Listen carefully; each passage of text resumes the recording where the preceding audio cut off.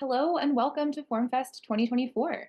My name is Elizabeth Bynum-Sorrell. My pronouns are she, her, and I'm Senior Research or Manager for Research and Engagement for the Digital Benefits Network at the Beck Center for Social Impact and Innovation at Georgetown University. You can learn more about our work in the chat. And also, please feel free to say hello in the chat with your name and where you're joining us from today. We'll be using the Q&A function for your questions, which you can find on the right side of your screen. Please add them as you think of them, and I will be asking those questions aloud for our speakers and for the recording during the Q&A portion at the end of this session. We're going to be diving right into our sessions, so we will let our speakers introduce themselves briefly, and you can also check out their full bios by clicking on their speaker profiles. And we also encourage you to connect with speakers today on LinkedIn. Each presenter group will have about 25 minutes to present, leaving us with 10 minutes for questions at the end of the session. So again, a big welcome to FormFest, and I will turn it over to you, Arna. Thank you, Elizabeth. My name is Arna, and my pronouns are she, her. I'm talking to you from the City of Reykjavik in Iceland. And I am going to share with you a story about our forms. And even though we did test Even though we did some testing on the sharing, it is always something quite difficult. So I'm gonna do it again. There we go. All right, now I can begin.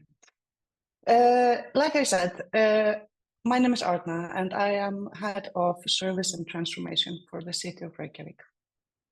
We have been working on transforming services for over 7 years now, and I'm going to tell you a little story around that.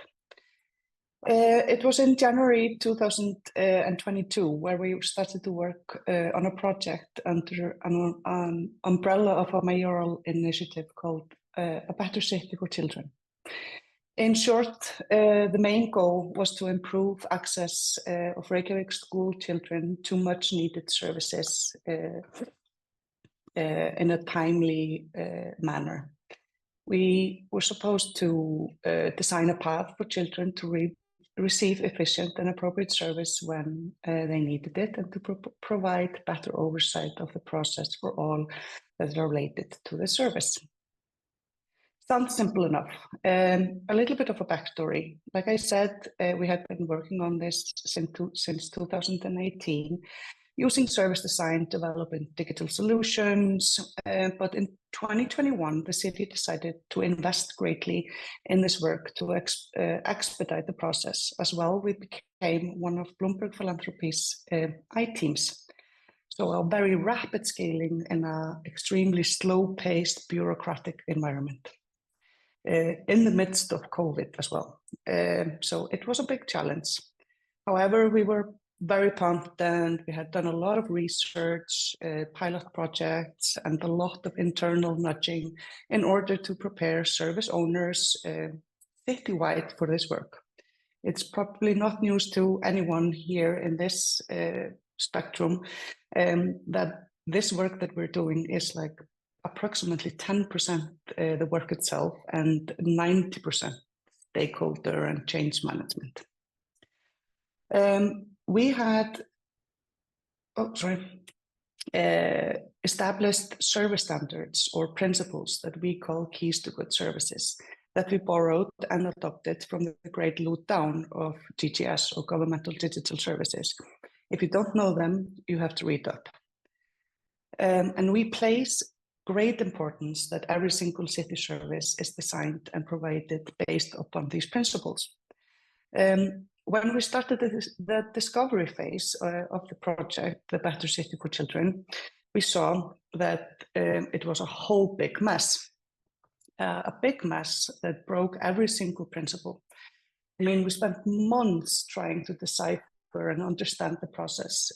Almost every single school and every single service center had their way of working, and with at least 20 different forms. And the number to this still to this day is unclear, because it was impossible to find all variations. To give you a little bit of a context, multiple layers, many participants. We have teachers, we have school support teams, we have neighborhood welfare service centers, specialists such as psychologists, pathologists, behavioral specialists, parents, of course, and the children. The information was totally analog. Documents were being transported in the backpacks of kids to and from school, placed in filing cabinets, taken by foot, cars, or even taxis in some cases, between schools and service centers. It was a very fragmented and insecure process that created delays and misinformation. And as a result, the problems that the kids were facing escalated because they were not getting the support that they needed. And this number speaks for itself. This was totally unacceptable. Problems or challenges that the kids were facing escalated, like I said. Something that could have been solved with like early intervention or just a little bit of support became very big and very negatively affected the child's prosperity. But to this, there was no simple solution. I mean, you saw the service blueprint. There's no one thing that can fix this. So we created a portfolio of possible solutions. We designed and tested a digital product, which is a communication platform and history management system. We implemented redesigned processes, for example, implemented solution teams into every single school that support early intervention. We created accessible roadmap and information guidelines for the parents and new forms. And we are here today to celebrate forms and the creation of a good form. So I'm going to tell you the story of the form or forms within this process and how that work has and will have impacted all the forms in Reykjavík. Through the user research, we got a lot of feedback on the form, but feedback is the single most valuable thing that you can do when you are redesigning your form. Talk to the people that fill them out, hear their stories, hear them tell you that this is just so bureaucratic that you just die. I mean, that's just how it is. You also have to talk to the people that work with the forms. Ask both groups very hard questions. Really get into the thick of it all. Case in point. This was the opening statement in most of the forms. I know that this is in Icelandic, but I think this is an international language where we see referencing to some law text within a sentence. I don't know about you, but I want to die when I see this.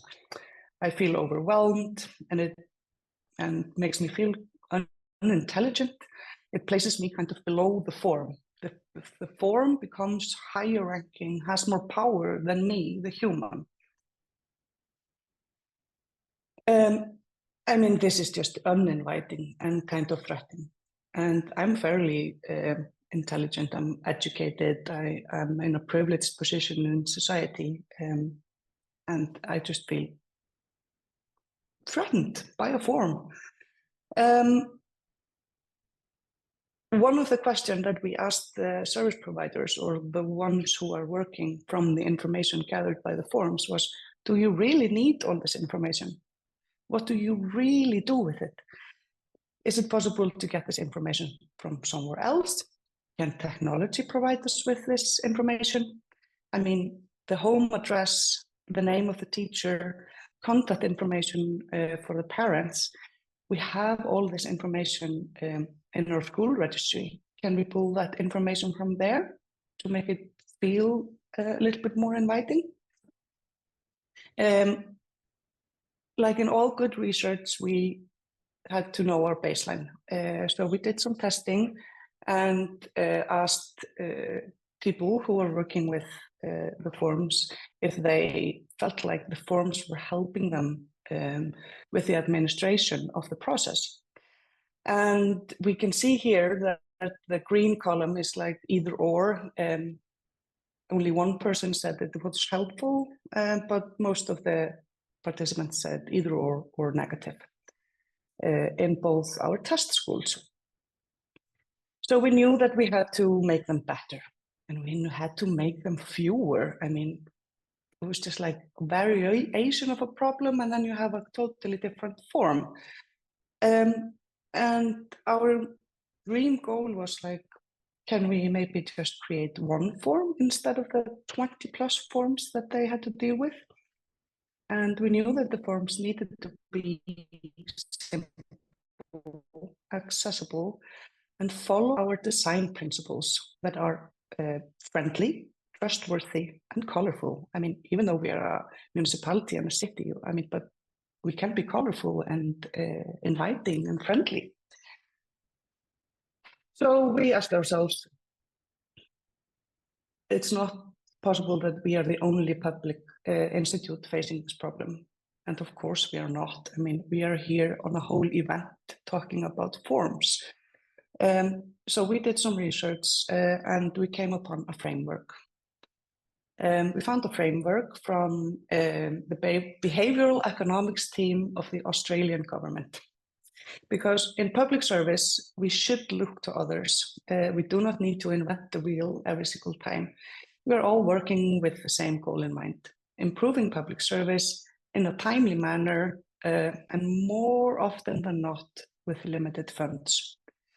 So I'm going to talk a little bit about this framework and how we adapted it to our reality and made it fit into our framework of service standards and design principles.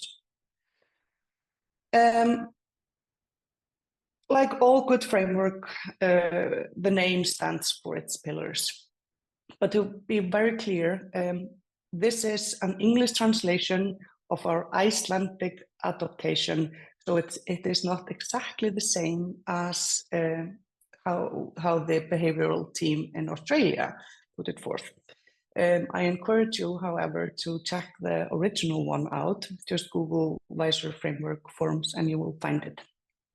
So there are these 5 pillars. Without this becoming like a school lecture, I will just run through a couple of the most important things under each pillar. You probably will be able to get the slides, so you can look at it and you can dig a little deeper. What I find most important, we have to be mindful of that we have to talk directly to people. There are humans that are filling out the forms, so talk directly to people and use clear and simple language. And you have to tell people what lies ahead, what's happening next. We call it this Domino's pizza oven information, where you know that your pizza is in the oven, it's on the way, and so on and so forth. Introduction. Name your form a title that the user understands and speak like a human to human. When I was preparing for this presentation, I did a little digging. I wanted to find an example of this, and I didn't have to dig too deep.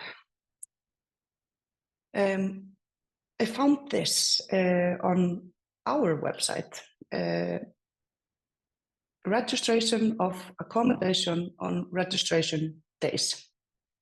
I was in the English version of our service portal, and I had to go to the Icelandic one to try to understand, because I could not even fathom what this application was for. I didn't even understand it in Icelandic, which was ridiculous. So then I started the process. Registration of accommodation on registration days. Here you can register your child in kindergarten on so-called registration days. Registration for accommodation between Christmas and New Year's for the school year.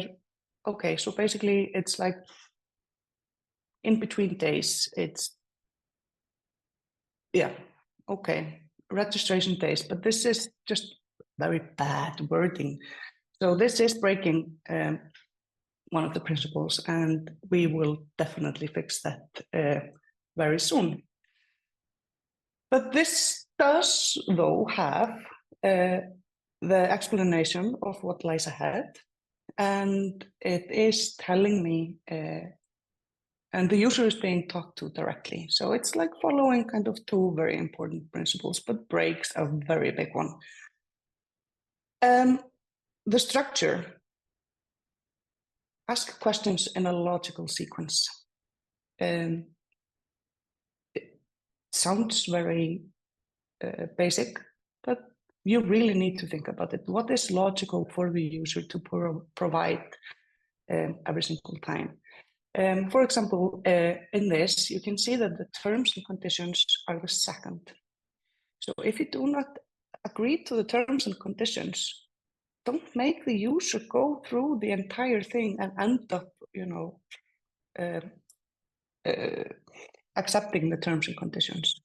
Then you have spent their time for nothing. So make the terms and conditions first. That is an example of a very good structure. Experiment. It is very important to experiment. Use continuous iteration based on feedback. Go back. I think when we were doing the form for the school support services, we did like 7 or 8 iterations because you will never get it right the first time, just like we saw with the registration on registration days. If that would have been tested, I'm sure that the owner of the service would have figured out, okay, yes, there's something wrong about this title. Because when you're a specialist in a field, you get so involved in the language and the slang, and we all know it. I mean, we just like throw words around like user journey and unresolved fields and all those things. But to a regular person who is not involved in our environment, these words mean nothing. So that's super important. Test and test, iterate, test again, iterate, and then publish. Make them read the text and also measure your success. Rules. Like I said, we have design principles. We also have a very strong tone of voice for the City of Reykjavik. We want our city to be friendly and trustworthy. And it makes huge impact that the city speaks to you like a human. For example, in our service portal, we just say, hey Arna, welcome to the service portal. We are here to help you. Instead of like this bureaucratic, now you have logged into my pages of Reykjavik, tone matters. There's nothing that says that a municipality or a city needs to be like formal and stiff. Another thing which is super important is that a 7 to 8-year-old should be able to read through your form and understand it. And you have to test it again. And we do it regularly for children of our colleagues and co-workers. They're always asked to be reading some weird forms, but whatever works. And please do avoid writing sentences that you wouldn't say out loud. Because if you don't say it out loud, then a screen reader can't read it and make sense of it. So read out loud your forms.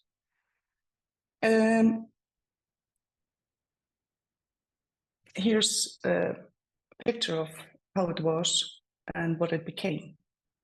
You can see they're totally different, those forms. One screams bureaucracy, the other one is just friendly, but they're about the same thing. They're about request for service or school support service. So if you're a parent, maybe an immigrant, which form would you feel more comfortable filling out? We again went to the test schools and asked them, what about the new forms? Do they help you? And the feedback was much more positive. Going back to our service principles or keys to good services, when I was preparing this talk, I was like, okay, I'm gonna see, which keys the redesign phase of the form hit. And I started to bold, okay, they're solving the right problem, designed with user needs in mind. And I ended up, highlighting or bolding like every single point. Because if you are rigorous in your design process of your forms, you are creating good service. Because it's the same principles. The Visor format is just a way of executing and ensuring that the service is based upon these service principles. So, but where are we today? We created a style guide where we have gathered everything. These design principles that I've mentioned, the service standards or keys to good services, the tone of voice, and how to write good forms. Unfortunately, I do not have it in English, but you can see here, at least on my left-hand side, the navigation pane is in English. So you can see there's just a sub menu where people who are writing applications, forms, can go in and get support on how to build up their forms and based upon this Visor format.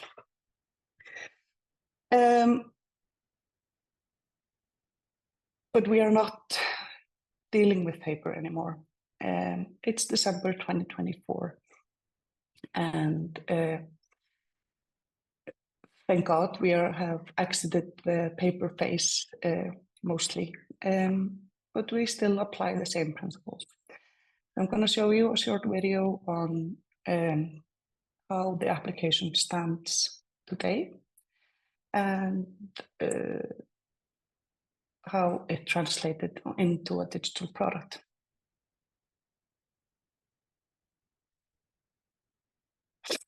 And this is the Reykjavik service portal. So here citizens go in and apply for services around their child and family, about their house, about permits, about anything that the city provides. And you can see we're asking about pronouns, asking about your phone number, do you need interpreter, what's the guardianship of the child, information about the other parent, and so on and so forth. Super easy, super simple, agree to terms and conditions, boom, voila. We have requested services. Super easy, quick.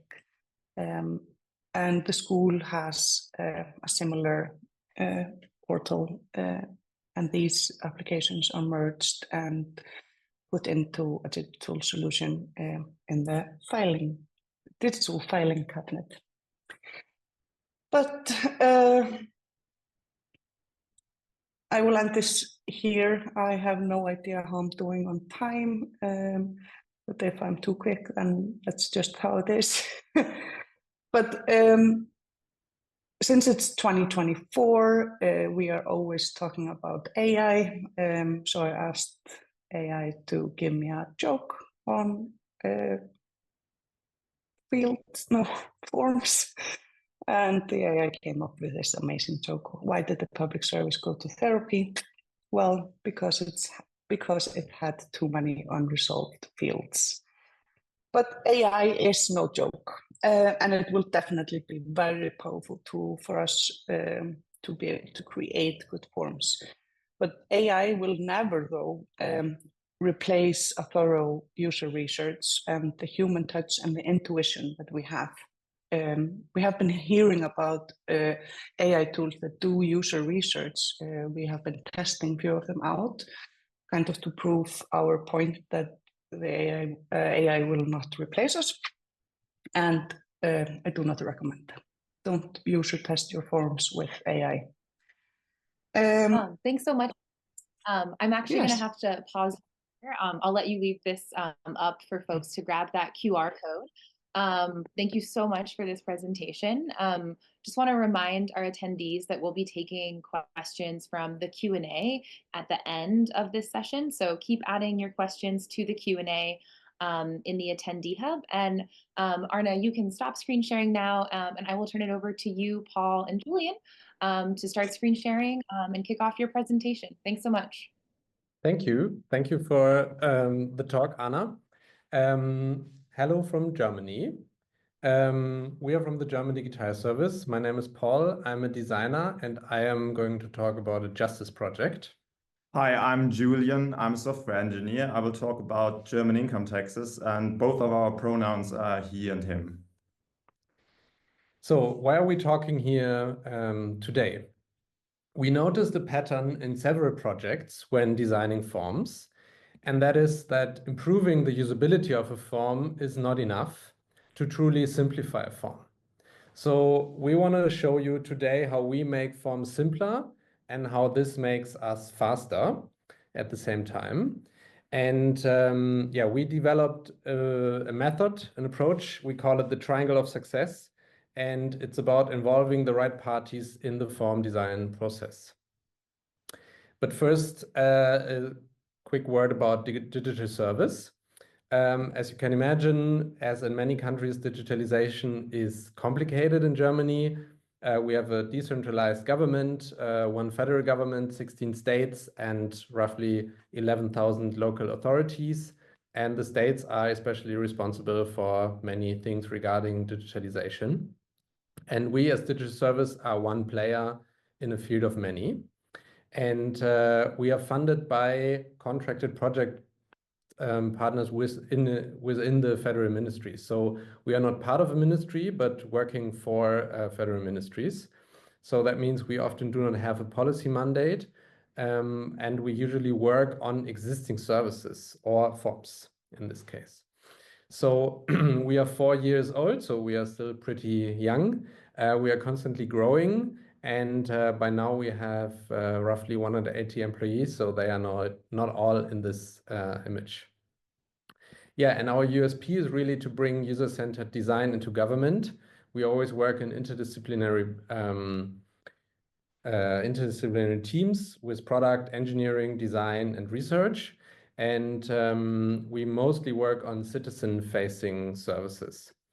And we are working right now across 10 projects in 5 different service areas.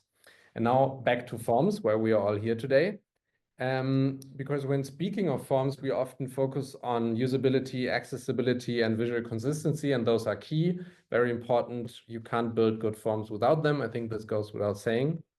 But everyone also says, talk to the citizens who use the form, and we do that a lot. And if we talk to citizens, we learn which parts of the form are hard to understand.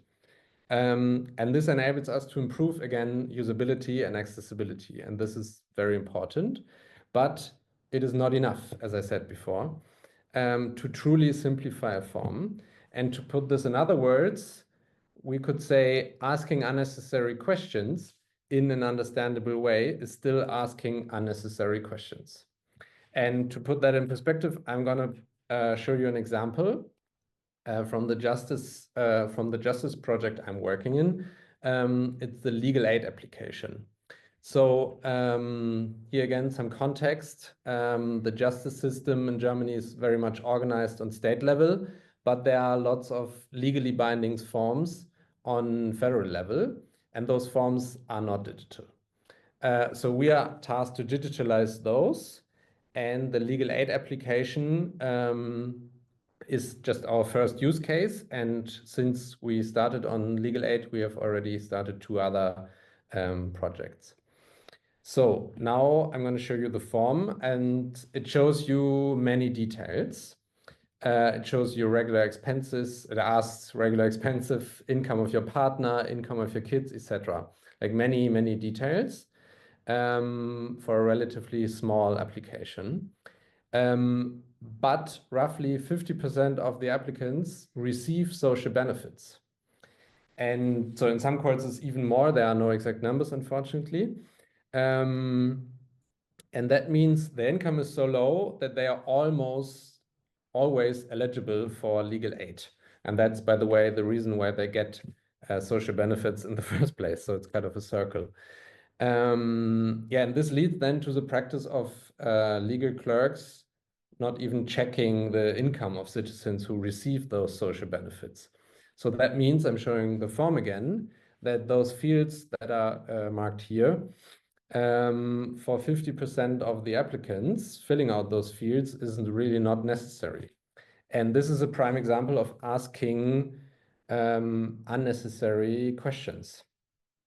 But how do we know which form fields are unnecessary?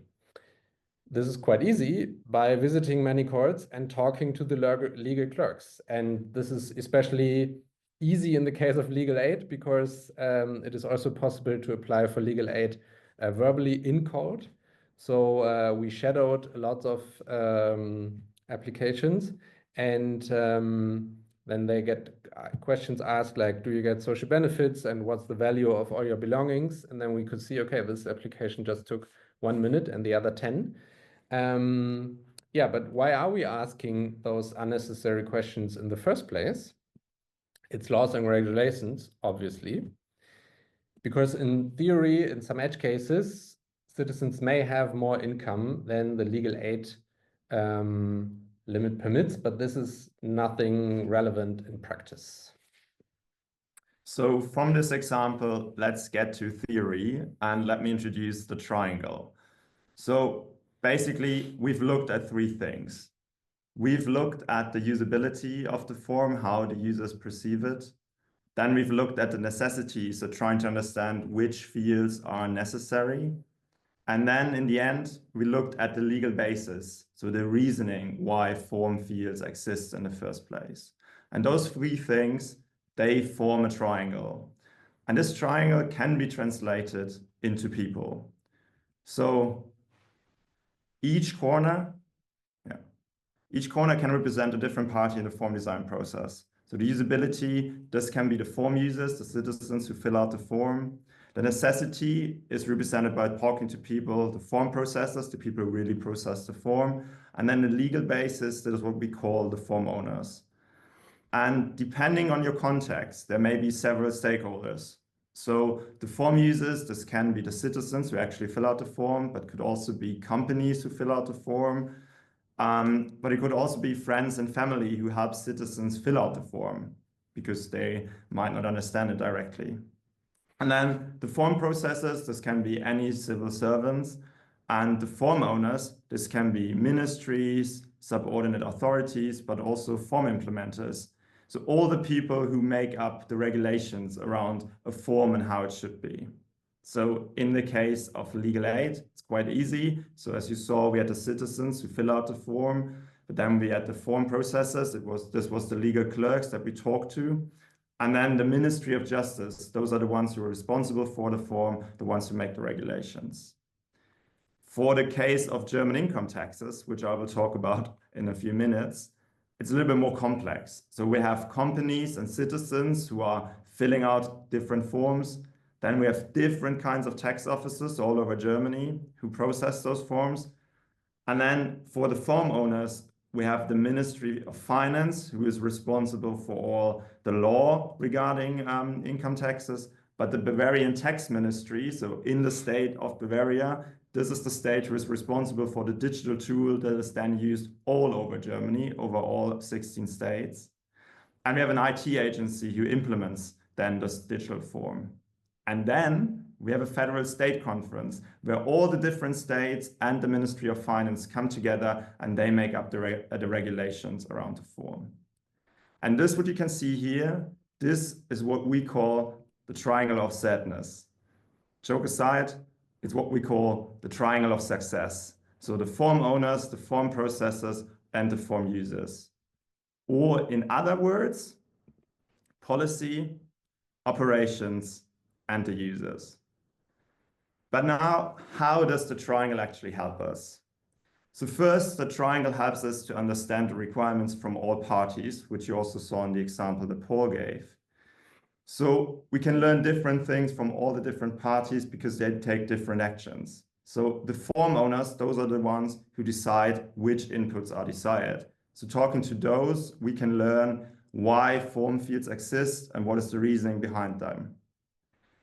The form processors, these are the ones that work with the inputs. They have to make decisions depending on the inputs that they get. So those are the ones where we can learn which form fields are necessary, but also which information might be missing. And then finally, the form users, those are the ones who make the inputs. So they tell us which inputs are hard to understand. And getting all those different requirements, we are then able to connect the dots. So we take the requirements from form owners, form processors, and form users, and ask the team as form designers, we're then in a unique position to sync all those requirements and generate kind of a full picture what the form should be. So knowing the requirements of each party, we can then evaluate the impact and what impact we can have. So this could be for form users, improving the usability, but we could also have an impact by trying to train the people, the form processors, trying to help them better understand how to get the information and what to tell form users. Or we might have the biggest impact by changing regulations so that some fields might not even be asked in the form from the start. So the question is, what do we start to work on? And it might be that you have quite a big impact in one corner, but the corner with the biggest impact might not always be the first to start. So let's say that, for example, in your case, there is no change in regulation possible because, I don't know, you're not able to have that much influence with the form owners. And it might also not help to change any procedures with the form processors because that is not where the big problem is. So that's a point where you should start still and trying to improve the usability directly and help the form users. However, in some cases, usability improvements are just not enough. So let's say that you realize that there are no usability improvements that have a big impact. For example, because the law or the regulations already ask you to do lots or to ask lots and lots of questions. And you're maybe also not able to create a training for the form processors so that they are able to understand the input from the users better. So that might be a situation where you should start with the form owners and try to influence them to change the regulations around the form. However, wherever you start, you need to include all corners. So you might start with improving the usability for the form users, and then later on trying to work with form owners and changing regulations, or you start with the form processes and then later on switch to the form users. Yeah, to put that in practice again, one example again from legal aid. So we knew that the biggest impact would be to change the regulation, defining the paper form and the requirements, but we didn't have the data to back that up, and we didn't have the mandate, and it wasn't our task in the first place. So, but there were also lots of usability improvements to be made. So as Jürgen explained, we started with the form users. We started with improving the usability because there was also a lot to do. So we started asking simple questions. What you can see on the left is a section of the paper form. On the right is basically the adaptation, the easy language question in the digital form. And yeah, this is live, by the way, since summer. But as I explained before, the forms are legally binding. So we still print into this PDF, but asking the simple questions before. So we quickly realized that we can ask better questions if we know the right answers. So as you remember talking about the form processors, it is best to know the answers they can actually work with to know which question to ask. So in this process, we then learned what I explained before, that the receivers of social benefits don't need to declare their financial details. So in the digital form, as you can see here, it looks like this. This is a site navigation. And on the right side, you see the site navigation for receivers of social benefits who need to declare much less financial details. So in the form that we basically print then, those fields are left out. So we basically cut the form by 50%. So what we did is essentially we transformed the legal clerk's practice into code. And now we had the evidence to actually approach the form owners, because we had done lots of testing, etc., with the clerks and the users. So we approached the form owners to change the regulation. So we wanted to remove the income fields for receivers of social benefits and improve the usability of the paper form. We also wanted to do some more things that we didn't get, but the form owners agreed on changing those things in the paper form, and we are now improving the usability. So this is a design currently tested in one court, and we moved, so to say, the income parts and belongings into the attachment. So the form is overall longer, to be honest, but it's also much more understandable, more usable. And it is much more clear what actually to fill in. So let's look into another example. Let's look into German income taxes. So first, to give you some context, the German income taxes, we have a digital tool that has existed for quite a long time that you can use to fill out your tax declaration. And as you can imagine, if the tool exists for quite a long time, the usability could be a little bit better. And we were asked to make it a little bit easier, to help with that. And why were we asked? Because we did some smaller tax projects before. So here you can see again the stakeholders that we have for taxes. And we got our mandate from the Ministry of Finance and the Bavarian Tax Ministry. And basically those two asked us to help make the tax declaration easier for the majority of tax cases. So not for the special cases, but basically make an easy tax declaration for the most common case. And for that, you have to know maybe that the German tax declaration is quite complex. So we have over 2,300 inputs and 27 forms. They ask quite a lot of different questions. And what we first tried to do was to find out what is the most common use case with which we can start. Unfortunately, we were able to look into some data to understand what is used by whom or like in which cases. And we figured out that the best case to start would be to only use 6 of those forms. So we were already able to reduce the number of forms. However, those 6 forms, they still have hundreds of fields. So again, we had to look into the data to figure out which fields are used in German tax declarations. And what we found is that the majority of input fields isn't used by a lot of people, it's rather used by nearly no one. So we were able to figure out what the most common ones are. And here you can see those 6 forms I talked about earlier, and all those black areas are the fields that we didn't use. So we were able to basically cut it again around half of those fields, choosing only the most common ones. But then we asked us, okay, but are all those fields really necessary? Or are people just filling them out because they don't know if they have to fill them out? And to find this out, we talked to the public servants again and asked them, what can you tell us? What data do you really use? And we learned that some of the fields are just for informative reasons, and they are not needed for decision by then the form processors. And to give you an example, in German income taxes, what you can do is you can declare any expenses that you have regarding your work. And what most people do is they declare their commute, so the money that they have to spend to get to their workplace. And there are only two inputs that you actually need to declare this, and that's the length of your commute and how many days in a year you were going to your workplace. However, in tax declaration, 10 inputs are used for expenses regarding this. So they are stuff like how many days per week did you work, how many public holidays were there, how many vacation days did you take, or how many days did you travel? And you don't really need those. So what we did is we built a prototype and we reduced it to just those two questions.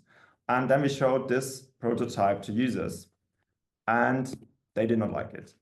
So they did not like it. They told us, I still have to think about all those informations to come up with this number. So if it should be really easy, please give us understandable questions.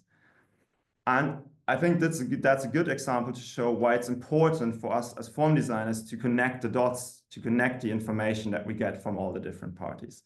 So with all of our research, with all of that, we presented a new version of the tax declaration to the form owners, and we were able to build an easier version of the tax declaration by removing some of the fields, leaving some fields in, as you just saw, and adding a lot of explanation. However, what we noticed then was that if all those considerations, all those things that we learned and that we thought about, if those were part of the process from the beginning on, when you're thinking about how should the form look like, we would not need to do all this work at the end when the form is already done and trying to figure out how the form could be better.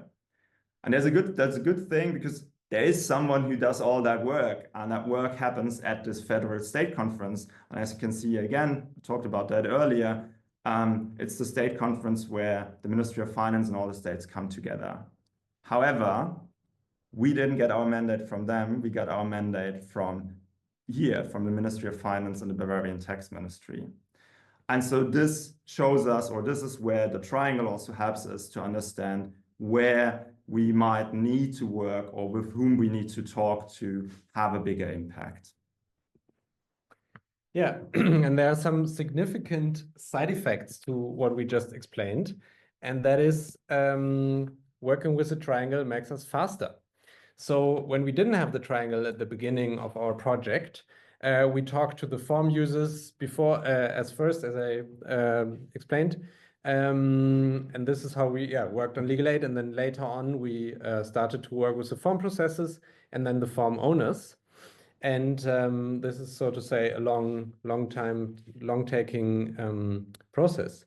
And now for new forms in the field of justice in our project, we now work with the triangle. That means we start at the same time to work with form users, processes, and owners. And quite literally, all the parties sit in the same room once a week. And this is really what makes us faster. And I think this is a very, very important side effect of the triangle. And with that, I am already approaching the key takeaways. And those are basically find the stakeholders, whether it's ministries, subordinate authorities, whoever there is. Identifying those is sometimes complex, as you have seen, or complicated, as you have seen in the taxes example. Understand the requirements, whether it's why the form fields exist in the first place, or which form fields are actually necessary or missing, and which form fields are hard to understand. And then you can connect the dots, and I think this is where the magic happens, that we do as form designers. And then you can evaluate where you have the biggest impact, whether it's changing the regulation or whether it's improving the usability. So to sum it up, to use the triangle to find the stakeholders, understand the requirements, and evaluate where to have the biggest impact. Thank you for listening, and get in touch.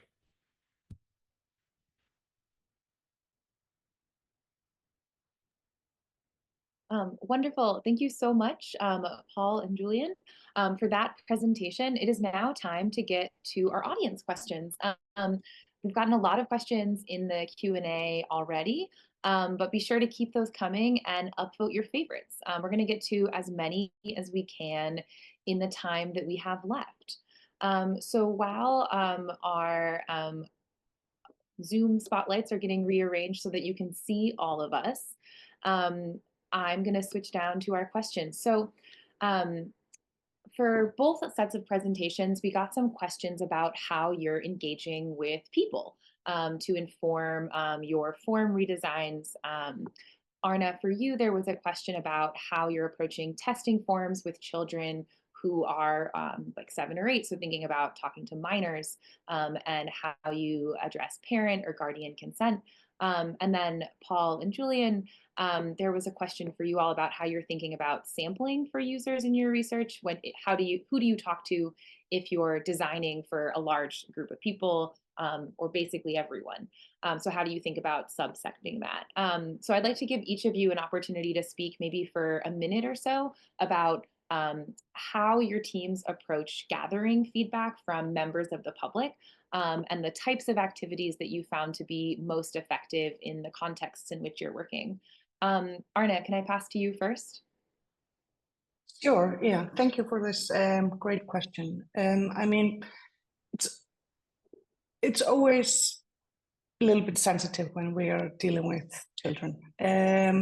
What we have done is to work with children through art, using art ways, like asking them questions and making them combine forms of some sorts that are answers to those questions. So it's like totally not, we were not able to identify some personalities, and we are being very mindful of privacy matters. This just happens within the school, within an environment that they feel safe in, and in a manner that they feel comfortable in communicating. We also just pick out, hey, you have a kid that is 7. Can you ask, can he read this? Can he understand this?